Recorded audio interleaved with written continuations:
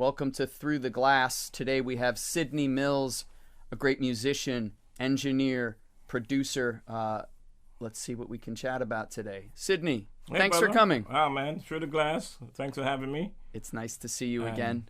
Yeah, man, it's, I remember just getting to this part of town and saw the studios, and we met. I just called you up, came down, checked out the place, wasn't it? It was cool. You moved to the area, and you just hit me up, and we met, and it was very nice. We chatted, and then, in fact, when we had a party here, feels like a million years ago. It was probably only like a year and a half ago. You came, which I thought was really nice. You not only came, but you brought Mass Manipulation, the Steel Pulse album that was nominated for the Grammy that year in 2019. Yeah, thank you. You played keys on. You engineered and co-produced most of the songs, maybe not every single one, but I would say 90%. Yeah, you were all over those liner notes, and that's a great record. Yeah, man, that's something that was maybe about 12 years in the making. How does that work? So how does it take that long to get an album like that out and then still get the amazing attention from the Grammy Association? Well, because during that time we were touring a lot, so there was no set time where we shut down and record. So we kept traveling, and this album was recorded in Australia, Birmingham, England, London, Jamaica, various parts of the world, Argentina, Brazil. Wherever we had a few days off, we just got into a studio and just kept putting it all together. What was it like engineering? Most engineers are most comfortable when they're in their own space. What was it like engineering? You just rattled off like 5-6 countries. What was it like engineering in spaces that I assume you had never been to before? It was just, I would just maybe be an accident came from, let's find a room, and I would just go on the internet and try to find a place that's close to the hotel where we're staying. And then I looked at the gear and I said, I want to come in. And some guys were like, yeah, man, come on down. They were so happy because, the band, Steel Pulse, whatever. And we just went in the room, and coming from a background in Jamaica where you learn everything from the grassroots up, like being in Jamaica and working at certain studios, not all the time we had the most pristine gear, but you make it work for you. So going into any other room anywhere in the world, which, with the status of the band, if we booked a room and it's X amount an hour, certain things are going to be there. So, and I just made stuff work for what, because my idea is sonically, how can I get the best work sonically without going through too much pieces of gear and worrying about this and that? Because we learned to record from a natural state, straight from the instrument or from the voice into a device that's going to give them the most truest form in the truest sound. And I worry about the back end when I'm mixing or editing. So an economy of process, just because you had to. Yeah. And you were used to that from working in Jamaica. Talk a little bit about your I know you weren't born in Jamaica. I was born in England, but my mother was so, I was a kid at 3-4 years old. Being in London, it's so cold a lot of times. She said I would just, as a child, crawl towards the fireplace. And they couldn't keep me away from the fireplace. So I was trying to get to the fireplace, and she wanted me to hurt myself. So, you know what? Let me take this kid home to Jamaica because he doesn't belong here. The weather sucks in England. And it's just amazing. A lot of my foreparents coming from Jamaica to England, they all went on boats, to go to England, which they mentioned as indentured servants, but I don't look at it that way. They helped build economy back in England. After World War II, a lot of Caribbean people were asked to come to England to help in the factories and rebuild the city. And I found it interesting that when I was going home, my mom I went to Jamaica on a boat from London. She packed up a whole household, put it on the boat. I don't know what kind of deals were going behind the scenes back then with these captains of these boats, but I went on an oil tanker, the SS Northland. I never forgot that name. 5 years old, I'm on an oil tanker going to Jamaica, smelling oil for 21 days. You remember the trip vividly? I remember the smell, because the smell of the oil tanker. It's an oil tanker, so the whole ship smelled like oil. And it was interesting feat. And when I got to Jamaica, I'm like, wow, what is this? In Jamaica, they have this one national dish called ackee and saltfish. Well, ackee is a national dish which is found more in the Caribbean, maybe a little bit in Florida. And it's a fruit which you mix with codfish. Some people call it bacalao. And why are we talking about food? Anyway. Because everybody has to eat, Sidney. So when I got to Jamaica, I told my mom I wanted some, because in England we used to bread and toast and scrambled eggs. And here comes this thing on a plate, and it kind of looked like scrambled eggs, but it's not. But it's just like amazing food. And I just like acclimated to being in Jamaica, growing up in the country in a place called Lakehouse, St. Thomas, in the eastern part of the island, and which is totally not touristy at all. Which is a good thing because the two eastern parishes, St. Thomas and Portland, are like the most untouched places where everybody now wants to go because it's natural there. And I grew up in a small town called Erie Castle and went to school and, a poor town, and I remember one thing where going to school and my parents, you walk to school, 3-4 miles you walk to school. And it was really hot down on the concrete. The sun would be so hot sometimes the asphalt somewhat melted, so it would stick to the bottom of your shoe. Oh. And I noticed there were kids going to school in no shoes. And I felt weird. I'm like, half of the kids I walk to school with, they don't have any shoes. Why do I want shoes? So I took off my shoes and walked on the asphalt, and then maybe 10 minutes later, my whole sole of my feet was burnt because I wasn't used to it. And I came home, my mom was like, why did you take off your shoes? I'm like, kids are going to school, some of them, their uniforms are a bit torn. Why should I be in it? So then I kind of said, why should I be any different? And that kind of showed me how to be humble, and not that I came from some foreign country and I was like the rich kid in the neighborhood. We just all grew together and just got into music, always around the table knocking a beat or mumbling. And there was a local lady who took me to go play in the church, because where you're in Jamaica, you go to church, a very Christian place. And I was taught to go to the church and learn to play the organ. And I tried to bluff my way through. They would put all the music sheets in front of me, and I was supposed to read the staff and know the whole thing. And I would hear the music, and I would like, I don't need to read no child. I can remember that. And the teacher was like, well, you're very impressive. You read fast. You remember all these things. And one day she put a piece of music, and I was playing it, playing what I remember. And she said, you little rascal. That piece of music has nothing to do with what you're playing with. I'm like, wow, she caught me. Was music the first thing that really grabbed you as a young person in Jamaica? Was that the first thing that really lit a fire for you? What really grabbed me first was community. Growing up and just being a part of a huge community where, Miss Matthews down the road, her brother John, it was a respect thing. Everybody was your parent. So you were like constantly as kids under constant surveillance by the teachers, everybody. So you didn't get a chance to be a rascal or anything anywhere. You did something bad on the road. Mr. John would tell him, Mom, so I saw your boy down the road and I whipped his ass because he was being rude.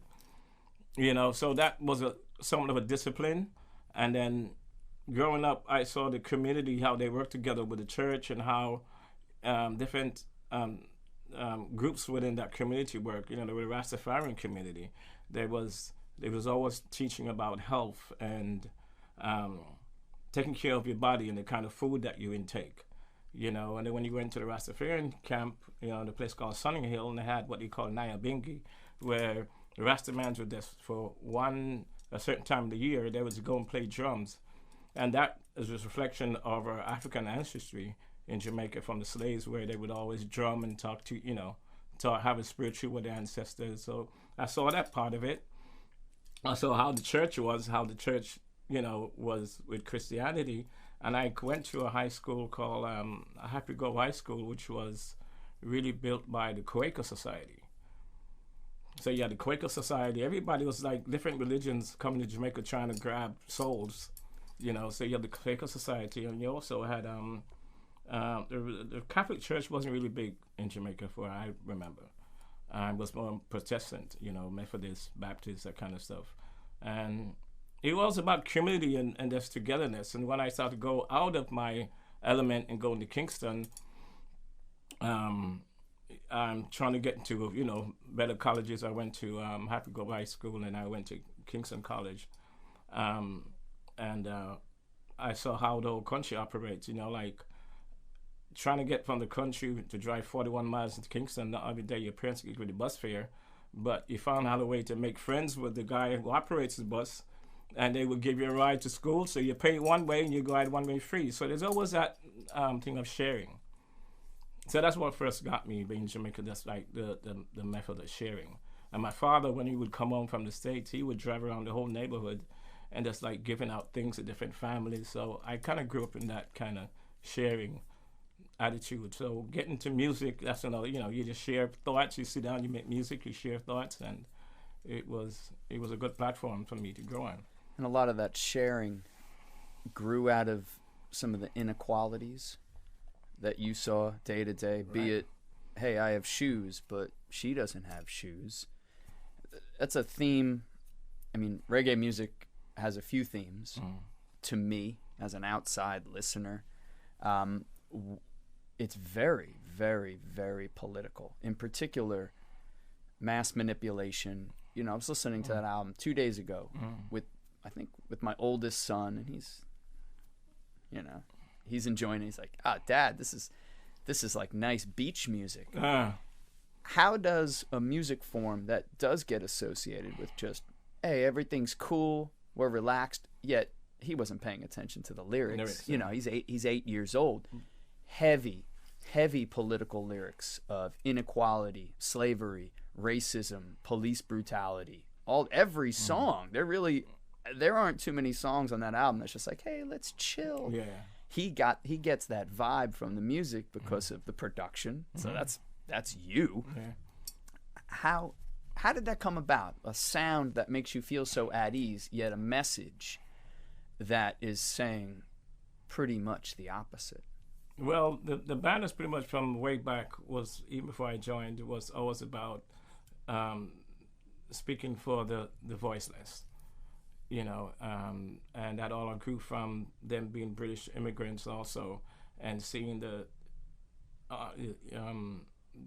racial bias or whatever was happening in England, especially in Birmingham, England, which is a very unique town, because not only do you have a lot of immigrants who were there, but from different nations, and they all somehow, Birmingham they just learned how to live together. So that's why when the punk rock scene started, you were finding that Irish guys were hanging out with Jamaicans hanging out with Indians, and they had their own little nests of how they lived within one town. And because to them, Birmingham was just like its own little thing away from everybody else, and they had to find a way out to survive. So it's a form of survival. You know, you look at that TV show Survival, when you go out there, no matter where you come from, you have to, if you need to move a log from here to there, everybody has to push together. You know, so them growing up in that atmosphere, you know, they could see the inequality for music, for injustice, and they spoke about it. That's interesting, the connection between reggae music and punk rock music. I mean, yeah, I just explained that reggae music, the production, the feel of it makes you relaxed, and punk is kind of the opposite. But the messages are the same. But with punk, there's messages. I mean, punk was really like about injustices, what, you know, people were going through because they were not of, you know, normal society. That's my point. Yeah. It's the connection there. Have you had personally a lot of crossbreeding with punk rock music and all of that, like in your career? No, not really. I remember being in LA and was able to hang out with Kurt Cobain. I was watching a thing on him today. So sad how he went away, but yeah, you know how deep he was into his music. And not really. The only other person I remember being locked up in somewhere in the village down on the Bowery. I think it was Sid Vicious' birthday, and I had on this party being the Sid Vicious birthday party. Rocking with Mooney Hughes is like a total rocket. He played reggae, but he all listened to all that kind of music. And nobody could leave the party because it was his birthday and he didn't want to see the daylight of the next day. So we actually stayed in that party from like 10 o'clock at night to like midday the next day. And I really got a real true depth of what punk music was about, the culture and how it felt, and, you know. And as a musician and a producer, you try to get yourself in different areas. I remember being after a show and just walking around in Germany. I think can't remember what town it was, and there was like a party where it was like someone gets a phone call and there's a rave going on in the warehouse, and I went to some friends. I ended up being in the rave for like 18 hours in this rave for the whole next day, and I just try to absorb the music. You know, of course, people like, yeah, here's a little thing, take this, you feel better. But I just stood there and really studied. Get you through the next 8 hours. Yeah, I was like, no. But I just like stood there and that's like, you know, I mean, I going to Ireland and I sat in the corner watching a guy with a bagpipe just playing and see his technique, how it worked. Because as a musician and producer, you have to be able to absorb all of that. And at some point in your career, you find out where you can use a little bit of that.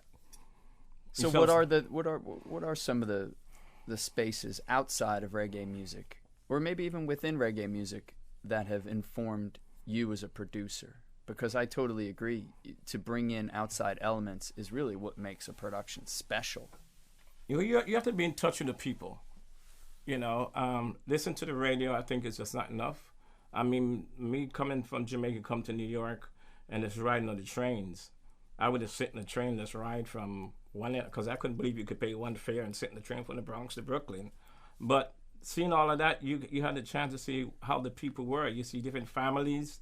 You see lovers crying in the corner.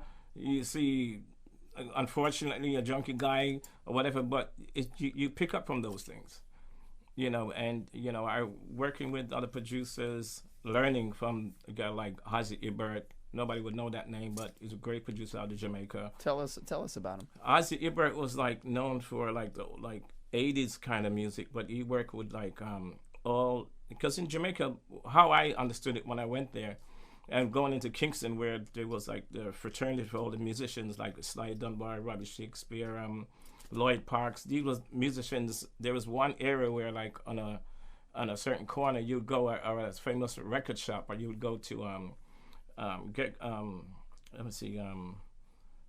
Gregory would have a record shop. There was different places where record shops and musicians would hang out there, and they would play music all day long. So after leaving school, I would just hang out there and see all these great musicians, from Mikey Chung, Chino Smith, just, you know, and talking about their experiences while recording.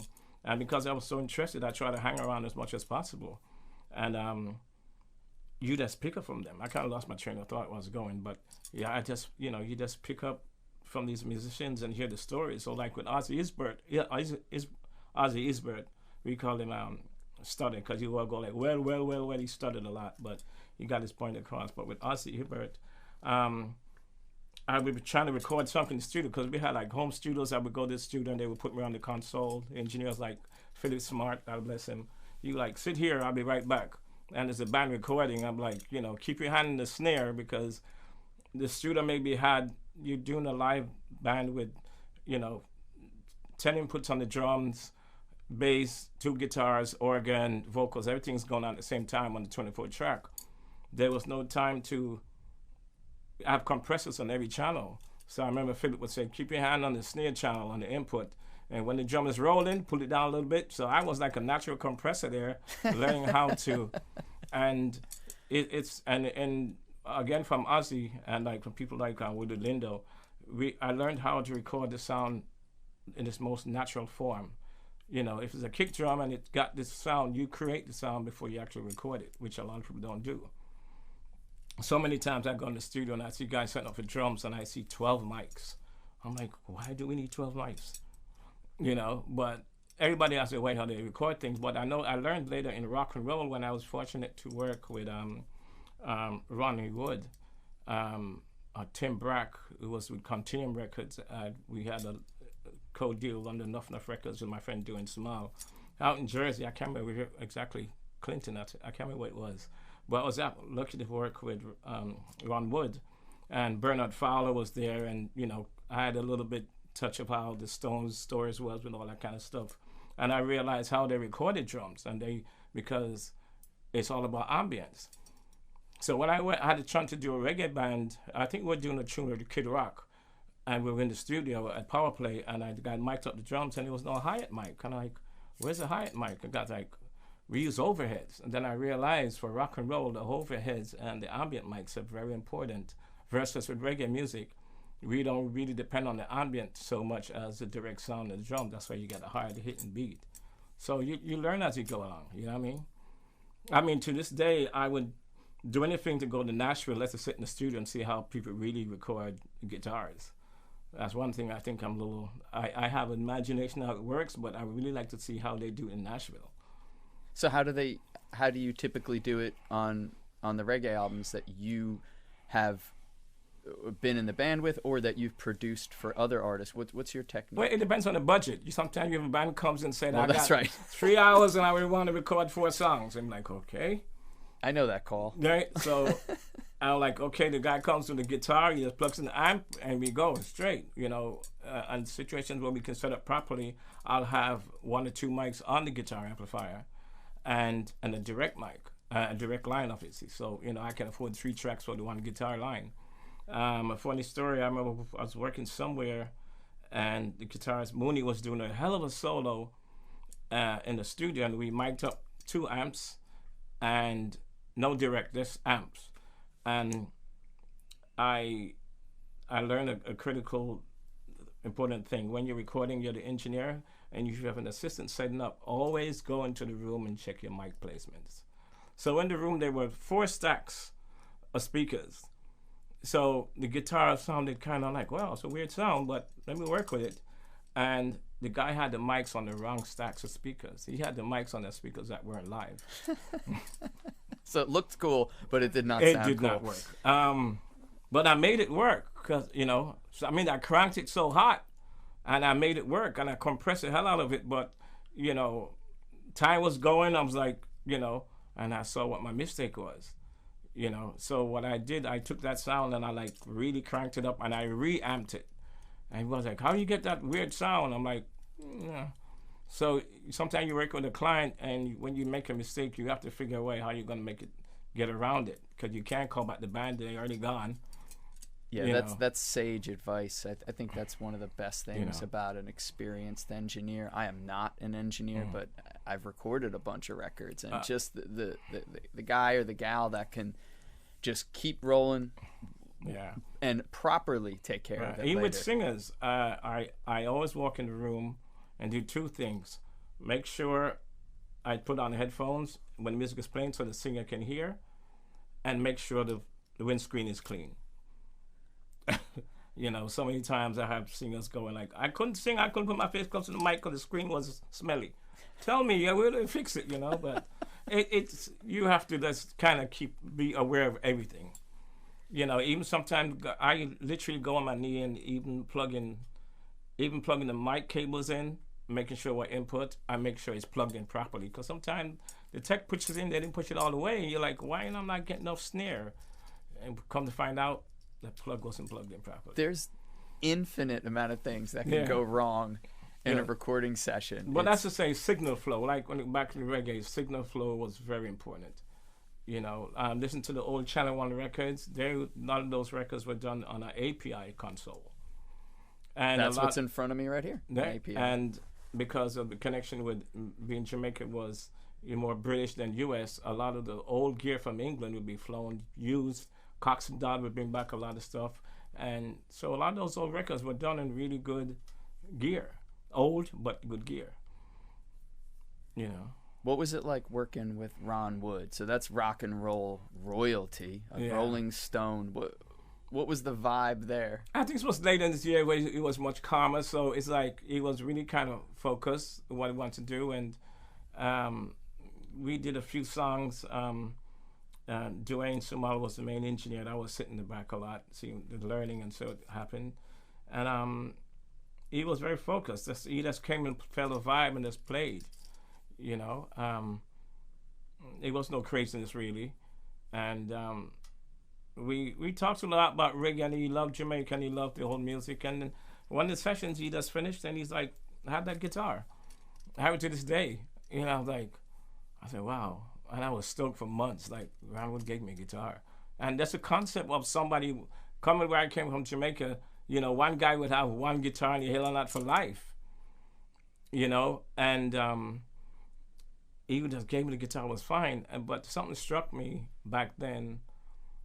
When I was in Jamaica trying to come up, there was a friend of mine. We had what we call a Mark Bay high school band, which is in St. Thomas with Kenton, Matt Bean, and Carl a few people, and that's where my music career started in Jamaica, like from a church band. So I wanted to get into music so bad, and I'm like, how can we get instruments? Because we couldn't afford gear, So we came up with a thing and said, went to the minister, Reverend Rankin, and he said, because the church is always trying to get young people in the church. And I said, how can we get young people to come to the church? And I said, let's go to him and convince him to buy us some gear, and we'll make a youth band. So they bought some gear, nice little Farfisa organ. The church was to buy us, and we had a youth band, and we would go around the community and always play at different functions. It wasn't a money thing. It was the church was finding a way how to keep the youth together. But before we got to that point, because I'm a bass player also, and I remember there's a friend who made a guitar. His name is Howie, and he made a guitar, and I borrowed the guitar to play bass on it. I mean, it was really rough, but I didn't know better. I didn't know what a Fender was, and for some strange reason, I don't know what happened, I destroyed the guy's guitar, and I wasn't able to give it back to him, and then he disappeared. And throughout my career, I always had that guilt on me, like I destroyed the guy's guitar, but I was never able to replace it. And something struck me when Ron gave me the guitar. The first thing that came to my mind was like, I wish I could give this guitar to Howie. And I called and I tried to find out where he was, but I never found where he went. And that always kind of left my shoulder a little bit. But that all comes back again from sharing and giving. You know what I mean? That's amazing. So many people that I meet, myself included, and folks who have been on the show so far, the church was really the beginning of a lot of their music, and a lot of people would argue, for a lot of people, that's the best part of the mass too. It's like, oh, thank God, so to speak, there's some music, or else I'd be nodding off. What are some of the influences of the traditional church music? You said it was Methodist and Baptist. Yeah, and then we had like Pentecostal, which was more lively. A lot of tambourines and hand clapping. Speaking in tongues, the whole bit? Yeah, that whole thing. I wasn't around that a lot because my mom was more Methodist. So in the Methodist church, we were, everything was kind of subdued. And, I think the most tumultuous time I had in the church when I was growing up and began to hear about Buddhism and different religions. We were searching as kids at the same time. We were exposed to a lot, and every household in Jamaica had an encyclopedia. So as kids, we'd get together sometimes and go to encyclopedias, and we saw about different religions. And we kept to read the Bible. And there's one part said, render your heart, not your garments. So my friend Yui, for a few of us, because we decided we're going to go to church, because a lot of times, a lot of us kids, our parents would bring us to Jamaica, but they would also go back to work and leave us with an au pair or something to help grow us in between. So in those times where we were searching, like getting to music or doing whatever we were doing, and I remember we said we're gonna go to church bare feet and in short pants, because it's not about your clothing. Because back in Jamaica, when church days when you really put on your decent clothing, so we went to church one Sunday bare feet and in short pants, and boy, did I get a whooping when my mom got home. You were trying to make a statement. I'm trying to make a statement. She made a statement on you. She made a statement on my butt, man. But just that goes to show you where, how we were searching as youth. We've all we done stuff like any other kid. You know what I mean? But thankfully, I never really got too deep. We were never really exposed to any kind of major crime or heavy drugs and all like that. And there's always respect for your elders, no matter what. And even when you got to Kingston and when you got to working with popular musicians, I remember going somewhere with Dennis Brown somewhere, and we kind of got into ran into a gang in a neighborhood, which they were like, things about to jump off. And when they said it was Dennis and I was in the car, he's like, come on, go get out of here. You don't belong here. And there was always that respect. I don't know if it's still permits today, but that shows you how much of an influence the music had with just locally in the area, how people respected musicians. You're walking somewhere, if you saw a minister walking or a teacher, and you were hanging out with your boys smoking and cursing you, but they come down the road, you'd be like, hold on. You know what I mean? So that's part of growing up and how things were. Do you get to Jamaica these days still? Well, Well, no, because of COVID. But normally, I would be taking down projects. You know, a few bands I took to Jamaica to work with. I always end up at Dynamics or at Tough Gong. You know, because sometimes clients come and they want to have that experience of working in Jamaica. And there was a group. I'm terrible with names so much, but we went down and there were other guys were excited, and they were like, "When you get to the studio?" And like for 3 days, I had them sit in the house and just walking around and enjoying the place, going to the beach so they could feel what it feels like. And the manager's like, "Well, we're on a budget, you know. We're here for 3 days and we haven't recorded yet." And I'm like, "Chill." You know, and when they got in the studio, it was a whole different concept to how they thought they were recording, because they had a chance to eat the food, smell the air, clean out their systems a little bit, and it was a whole different vibe if they had went directly in. That sounds like a spiritual experience. Yeah, it is. You know, reggae is always spiritual. So do you prefer, if you have the opportunity, and of course if the budget is there, to take a band over to Jamaica and do it there? Is that your preferred method as a producer? Not necessarily. It depends on where they head at, because sometimes I remember taking out some girls to work down there, and they just never got it. They just fell so into the culture. They loved this whole dancehall thing, and they just kind of got lost and never came back to record properly. Like the last 2 days, I didn't get anything done because So it depends on the focus of the artist. I guess that goes for anything. Yeah, and I try to, wherever I am, I try to make it work. You know, if I go to LA, and I'm doing the reggae stuff, I'll call on Santa, call on Fully. If I'm in LA, in Miami, I try to go to Circle House. In Jamaica, you have a crew of people you work with. So it depends on what they're trying to do and how they want music to come across. And I always try to take them to Hublin. If we go to Tough Gong, I'll take them to Bobby Digital or to Computer Paul, which is not as huge studio, but there's great songs that come out of there to show them that you don't have to be in a super fancy studio to get good work done. That's right. So how many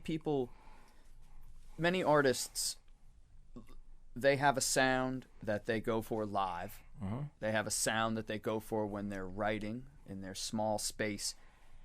How does it jump off from being a band that knows the sound they want in their head, and the difference between just hiring an engineer but then hiring a Sidney Mills to produce it and make it as authentic as possible? How does that process work? Because I'm sure there's some artists out there that are listening that would love to get that experience, that would love to get your flavor and your stamp on it, as opposed to simply just going and recording their songs. What can a producer like you offer, and how does an artist communicate that? Well, I kind of like to have conversations before we get into a project to see where you're at. If you're serious, if it's something that mom and dad wanted to do before you go into the financial world, And I've had situations where a guy comes to me and said, "Listen, this guy thinks he can write songs with Bette Midler. I want him to come into Wall Street. How much is it going to cost him to do 4 songs? And damn it, I need to just get it out of the system." And you're sitting there and, you say, wow.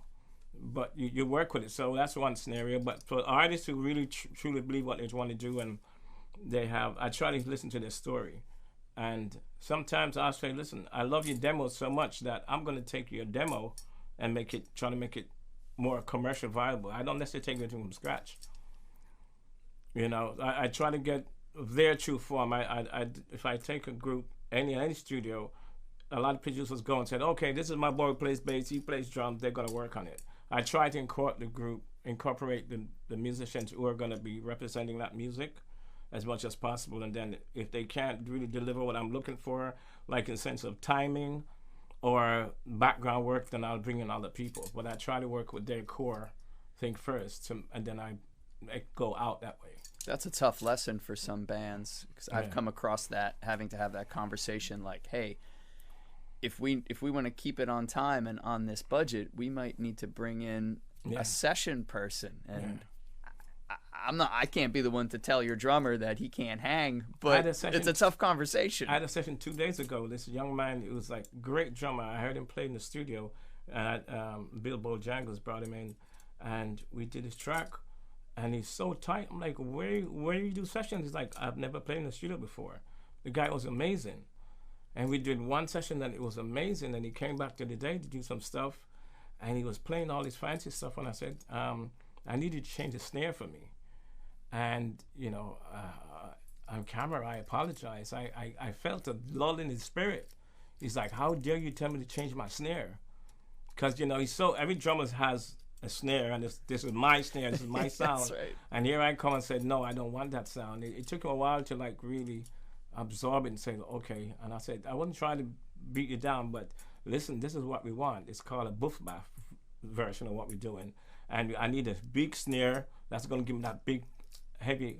And when he heard it, I don't know if he still got it to this day, but, you know, it's just, you got to know how to, sometimes you can't talk to him directly. You have to talk to the band leader or to the girlfriend.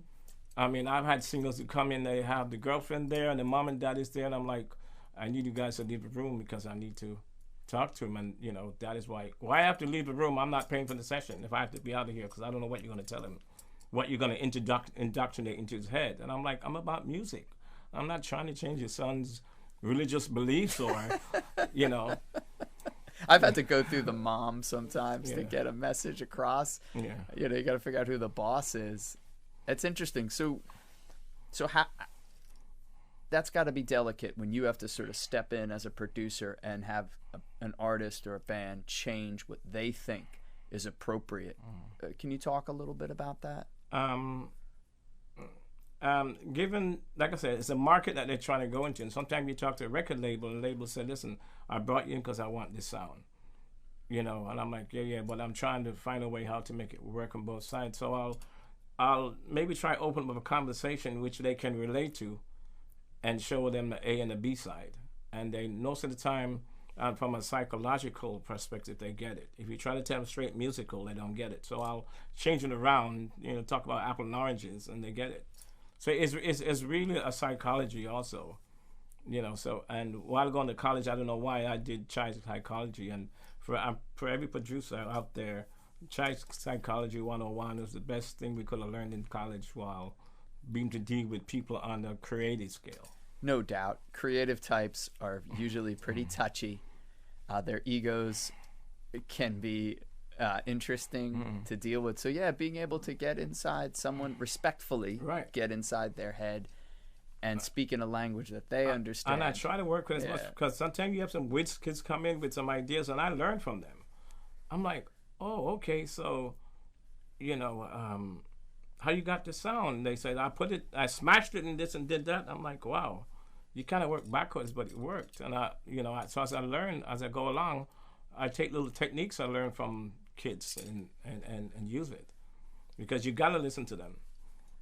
You know, you have to listen to the kids and see, so you can relate to them. I have a young lady who I'm looking to work with. She's like 17 now, from a what we call it now, from a logistical reasons. I have to wait till she's 18 before I can try to work with her, because she has a mother who's like is in the business, and she's really like want to grab onto her siblings, but she's not the right mom to take her where she needs to go. And I just had her come to the studio to do a demo, and she was amazing. And I said to her, but the lyrics she was using was not really what we would want to hear an 18-year-old talking about. And I said, why did you, because I just put up a beat, and I said, write something to me, because I wanted to see her ability, how she could write on the spot, and what she could come up with. And I said, why do you write this? You didn't have to say that word. And she said, that's how we speak. And I said, okay. So I have to learn how to deal with that. And then I saw a group last night in the studio. I didn't know, some young kids, they had a manager and a rep come to the studio at Mercy. And they sounded great R&B sounding record. I mean, it's amazing. You know, Gladys Knight could have come and sing on the track, really soulful, and come from these young kids. That was really soulful. But when I heard the song later on with the lyrics, I'm like, oh shit, I'm getting old. You know, because I just didn't interpret it. So I literally went home last night, put on my iPod, not iPod, but I went to the iTunes, and I went to YouTube and listened to that kind of music. And pretty much that's how it's raunchy. So they're putting raunchy stuff on like really cool R&B beats. And these kids just talking about their experience because they know nothing else. I mean, a lot of kids speak about their sexuality because they're young and a teenager and they're all hot burning inside, and they have someone really political and really conscious, but you gotta listen to them.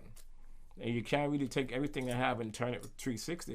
Then it loses the vibe to them. So you have to learn how to make a clean version and another version. That's just like also advice on being a good parent. Yeah. It's like you quickly lose touch with like, well, they're saying something else in their mind. You're hearing it a different way, and you're trying to tailor them to be appropriate. But appropriate is a subjective word, isn't it? Right. So what have you been? Obviously, last year, 2020, crazy year for the whole world. What are some things that you've done to stay busy? How did you stay active? How did you stay creative? What was your grind like? And how different was it for someone like you? It was different where I had to like really sit back and think, okay, what can I do to stay somewhat current, even though nothing is really happening? So I had to go to social media, with Twitter, Instagram, and you try to just kind of stay. Because when I went to the Grammys and I went to NAMM, I was able to get some sponsorship through different companies. I got a sponsorship with Tascam, so I was like a spokesperson. So I had a little visual stuff on that online, and we just keep my social media stuff going on the level, showing that we're still working. And we've been at the studio when things were going down and we had the total shutdown. I spoke about it and, say we'll, try to be encouraging. So even though you do music, now's the time to write, and even for myself, it was a good time where I had shut down like for a couple of weeks and really looked at my business aspect of the music. And all these records I produced, and I've never really like had a chance to really document them properly. A lot of songs that we co-produced and did with other people, nothing was really ID'd or tagged. So I made a long spreadsheet and I did my IRC codes and give all my songs like catalog numbers. And I learned this when I tried to put stuff online, I had to go to Sound Exchange. And Sound Exchange is where you get paid digitally for all your stuff that's streamed. And if you don't tag and log yourself properly, it doesn't catch it in the system. So you gotta make sure your IRC codes are right, your catalog numbers, you're putting the right categories. So I catalog a whole bunch of stuff, and then I had tons of DAT machines with music that we've produced. Barrington Bailey, we had Living Room Records, and we did a bunch of stuff from the 80s. So I was able to, after crying many times, putting the DAT tape in the machine and to see the tape burst and all that stuff is gone. So I figured, we rewind the tape so it doesn't go to the top. Let it run, and then run to Pro Tools and all the quirks, and you work on it later. So I was able to catalog a lot of stuff. So you were busy. Yeah, just trying to on do things that maybe you should have been doing all along. But it's hard to really do it all, especially with digital music nowadays. How to, you got so many companies. You got, like I said, you got the BMI or the ASCAPs. And then you got PRS in England, and you got Sound, all these companies, you got to register yourself digitally so you can get paid. And then you look and say, well, I must start on this song because I carry out one song I did with Boogie Down Production 25 years ago. I didn't register it properly, so those royalties are gone something else. And I don't know if I can bring this up and somebody could really address it with the publishing companies. If you have a song and you didn't register it properly or whatever, it didn't get registered, and the record makes money, but they didn't know who the writers were. Why, for the life of me, if that money goes into an account somewhere, why does Taylor Swift get that bulk of the money? Because it was unclaimed. Why does it go to the highest winners in the business? Why can it not go into an account somewhere that can go to help musicians who families can't bury them? 100%.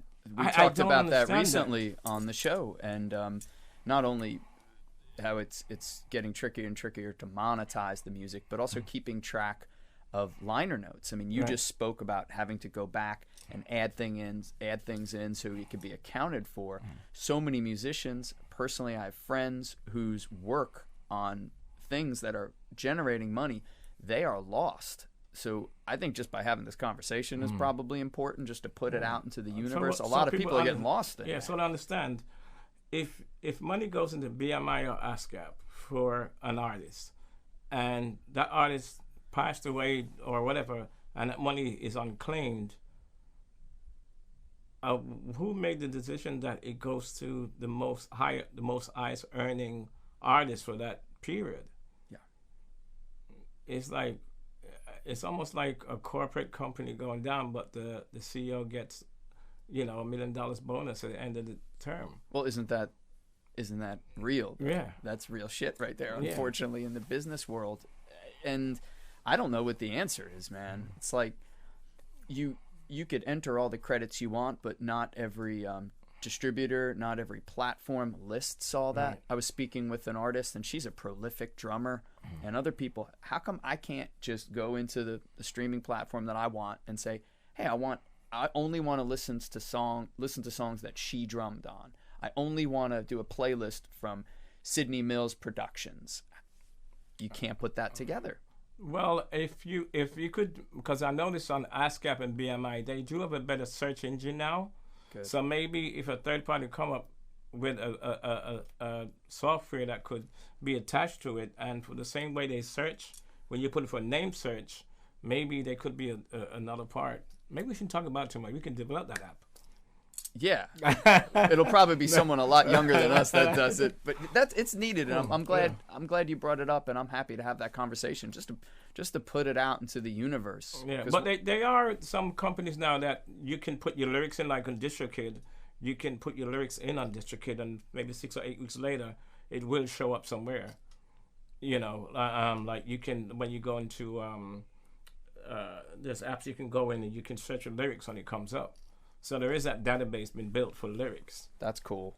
So maybe that same format could follow that also. They don't make it easy though. That's But because my forte is a lot in reggae, that's another part where back in the days from the 80s coming up, a lot of great singers never understood the business part of it. And a lot of people really lost out on that. You'll hear like a guy who passed away, like they to go for me to bury him, and you're like, why? That guy was a great singer, but nobody really taught him the business. So there's a great school in Jamaica called the Edna Manley Music School, and a lot of great musicians are coming out of there, and that the whole publishing aspect and the business of the music is now being addressed, and these kids are getting more savvy and more smarter now how to handle their business. And I always preached to, I remember maybe about 12 years ago, I took we did a session with some guys, and I was part of the music making, and I said to her, here's a sheet that's going to say, split sheet, and nobody wanted to sign it. And I said, this is in your best interest. We all wrote the song together. We just want to make sure before we leave the studio, because I was taught that, there was an attorney called Bob Blank. He always tried to upschool me and stuff. He said, when you finish a piece of music in the studio, get a split sheet. Everybody know who the writers are. Everybody signs off on it. So when you register it, that's a good way to start. And they didn't want to do it. And you got in hip hop, we had that problem working with Karis One and Boogie Down Production, working with different guys. Because a lot of guys who were, let's be real, in the reggae business or even the hip hop business, it had a little connection to a couple of drug dealers here and there. So here comes a guy who's not my client, but the artist that I work with is his boss. And he comes and says, okay, who's the owner of this record? Who's the writer? What's your name? Split Peas. I can't put Split Peas on the paper. What's your real name? I know what you're talking about. I run into a bit of that myself. I'm just like trying to get a name and a Right. contact, and it's like a big freaking deal. You know what I mean? So, and those failures cause people not be able to collect properly. Yeah. So it's been an ongoing thing. But I'm always trying to school that train of thought to people, and I'll always go online if I learn something new, like when Spotify came out and tried to tell people what Spotify is about, and Spotify is about music but not really about music, so you got to know how to spin it so people can understand, and another question, why are we being paid so little for our work, when something's been streamed, so I think you should teach a course, putting it out there right now into the universe. Sidney I've Mills been approached, but classroom. I guess I have to put together. I don't know how to put together a syllabus, and I guess it's. I've been to school, like new school. I've done like a course, walk into a class, and a bunch of whiz kids on computers and they're in Logic and Pro Tools, and they flying around me with numbers and stuff. And then I brought a live band in, and I told the band, listen, when you got to the middle of the song, I want you to purposely slow it down, and then pick it up back at the end. And all the whiz kids who could chop up and put it on the grid, they were lost. And I said, you have to use your ear. You know, even in tuning audio, like for tuning vocals sometime or an instrument, a lot of guys go to Melodyne or with Auto-Tune, and I still use a different process where I go in and listen to the audio file and I tweak every note individually, and the transients seem to work better for me. By ear. By ear. Yeah, it's all strictly by ear. I don't depend on I know the key in my head, so you know what I mean. Well, yeah. I mean, it's going to sound more natural that way. Although some artists, they don't want natural. Yeah. You give them something natural, and they're like, "This." I remember doing a vocal for a hip hop artist, and they said, "No, I want the Auto-Tune plugin on my vocals while I'm recording." But what was amazing to me, the person know how to articulate their voice, so the Auto-Tune would pick it up and give them a certain sound. So I respect that, and that's a craft within itself. They were using it like a guitarist would use a pedal. Right. Yeah. Like, don't do it in post. I'm going to do it right now because it's going to give me the vibe I need. What gives you... You've been at this a long time. You're a veteran in so many ways, as a player, as an engineer, as a producer, as a mentor. What really gets you excited now? Like if someone comes to Sidney Mills, if it's a project, or even if you're just, regardless of your role, what gets you pumped up and excited at this point? The end product is like when that person walk into the room and they had no concept of what they're going to sound like, and I can see them later on, and I'll go to a concert and see them performing that song, and I could see them just living it all through what it was when they did it. And that's the greatest joy for me. Like, I love to be in a room and there's a piece of music playing that nobody knew that I had anything to do with. I mean, there's a big record that came out the other day. I don't know if it's to my disadvantage, but I told the guy purposely, don't put my name on the record. It's going to be known later, but I just want to see what giving the people who are playing it to, because some people are like, if it's not a fancy, if not a high-end producer did this record and it's playing on a hot radio right now, it's like it's not valid to them. So later on, when the song is now climbing the charts, so when it does come out, they're going to say, who were the co-producers on this record? They're going to be like, wow, because nobody's going to expect that from me. That's crazy. So you're trying to, you're backing off early on so it doesn't affect people's feelings about it? Because the marketing people are like, you know, you're not really knowing this genre, and like, you know, they don't really know that name. So it's like, I say, let me pull it back, and then when it can be worked to my advantage. Maybe I'm wrong, but it's just one record. So, what's the biggest tool that a producer can give an artist? So there's plenty of artists out there listening to this right now who might be looking for a producer.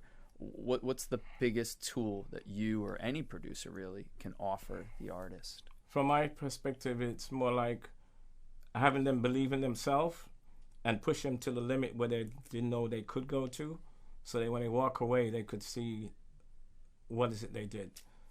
You know what I mean? Because you got to be able to enhance what they're doing, and it's still believable. Because I still believe a band comes in and plays a song like this, they got to be able to go out and perform it that way. They don't need extra gear or anything else to make them sound that way. And I think a lot of producers get carried away sometimes, adding, 16 background vocals on a song. Since lately, I got into a thing, I'm just doing 3 background parts now, single voices. Because I learned, I've been so fortunate, man. I ended up in a room with Shaka Khan up in BMG Studios, hanging out with a friend who's totally unrelated to music, and seeing how those records would work, it's like just, being in a room with Herbie Hancock and Joe Zawinul. It's a crazy story. I was on the bar. Somehow I hanged up on the bar because I thought that's where the real musicians were. I mean, and I saw so many cats. I mean, sitting in West 4th Street with bass player Jaco Pastori. They're sitting there and he's just killing on the bass, and I'm sitting there going like, wow. And it was just regular conversation, you know. So all those little things I picked up, you know, just being lucky enough to be around the right people. Be around, but it sounds like you're also paying it back and giving it back to. Oh yeah, you definitely have to do that. Sometimes some kids are like, you just talk away, but I say you better listen, because when you later on, because that's, you know, we grew up like, I'm gonna be in the studio with working the record, great Jamaican artist Barry Hammond, and sitting with his producer, and 3 days we were in the studio, 3 days round the clock. I didn't have a chance to go home. That was not a question if I can go home. I sat and slept under the piano, and they wake you up and say, let's go again. And there was no charts. You know, the person would sing and you just follow along, you figure out something, then I script a few things, and, you know, it was a great training, man. Just, you know, just being around certain musicians and producers who, they work green, you know, and I was watching, there's this new thing on TV called Peacock, and they show a lot of documentaries, and I saw the whole Motown story again from a different angle, and something with Prince, and pretty much, it was always rawness, the rawness of what you come up with. I did a session tonight with a guy called Frenchie, with the great guitarist, and the song actually started, he didn't know where the song was going, but he was playing some really crazy bluesy jazz stuff, and I just recorded the whole way, and the song is done. He's like, okay, I'm going to start now. I'm like, no, you already did it, because I know what I want. So as a producer, I kind of like to get everything out of them, and then I take the pieces to make the song what it is.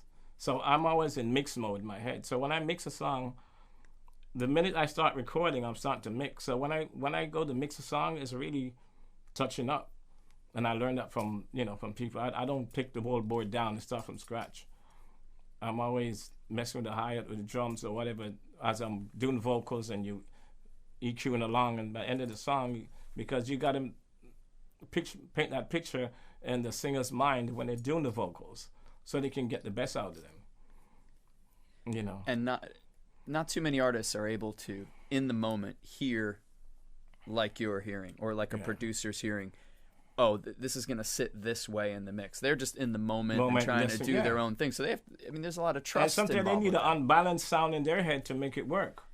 Yes. You know, sometimes they don't want to hear the drums as pronounced as I would like them to be. And what I also hate, like working with background singers, I hate for a set of guys to come in and say, sing the chorus, oh, let's copy and paste it down to the end. And I hate that.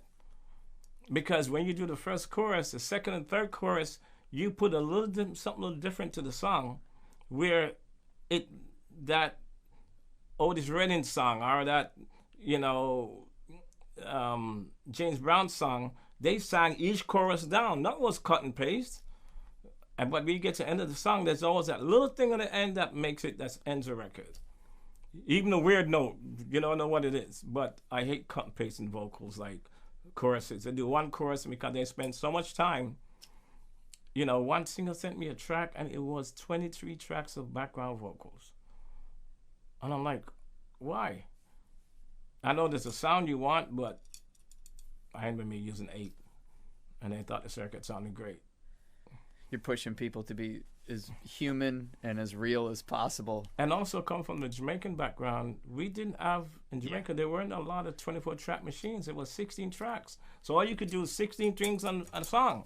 So you try to composite lead guitar playing some little fills here and changing the part, and it's going down to one track, and that's it. That's how I learned it. I didn't have the option of copying and make another track and go down. So sometimes my biggest song I think I ever done mixing wise was maybe about 70 tracks, and that's a big track. And I've seen sessions where 180 tracks of music. I'm like, you're just going across this. I'm like, what the hell? Don't say that to the pop singers. Well, I haven't really done much about that, so I respect their technique. Yeah, no. But I mean, I remember being at BMG Studios and seeing the engineers work. The most I saw was 2 24-track machines, and it was weird. I created a technique of a lot of guys couldn't lock the machines together properly. There were, there was always a problem locking both machines together. And with Dwayne Somali, he came up with a unique thing where he put the time code through a Publison. I don't know if a lot of people know what a Publison, one of the first sampling machines. And he kind of messed with the timing, and it just, some crazy way he made it work, because there was always the issue of two machines locking up together.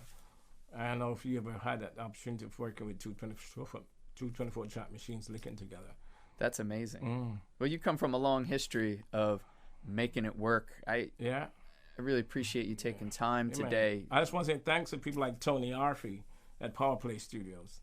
He gave us the opportunity when hip hop was coming with KRS-One, and there would be times where we work in the studios, and Virgin Records would book out the whole week to do an artist, and